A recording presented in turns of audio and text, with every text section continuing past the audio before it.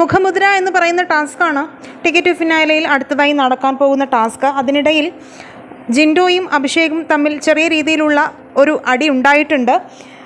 Promo വന്നതിന് പിന്നാലെ മനസ്സിലാക്കാൻ സാധിക്കുന്നത് മുഖമുദ്ര അടിക്കാനുള്ള ബോർഡിനടുത്ത് അഭിഷേക് നിൽക്കുന്നുണ്ട്. ജിൻഡോയാണ് സീലടിക്കാൻ പോകുന്നത്. പക്ഷേ അഭിഷേക് സമ്മതിക്കുന്നില്ല.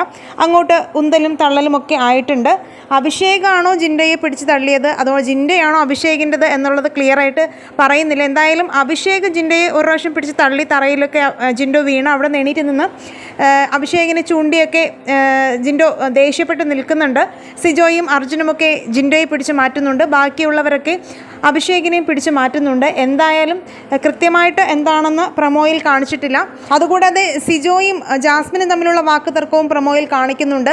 സിജോയും ജാസ്മിനുമായും അടിയുണ്ടായി, ഉന്തലും തള്ളലുമൊക്കെ ആയി എന്നാണ് പ്രമോയിൽ കാണുന്നത്.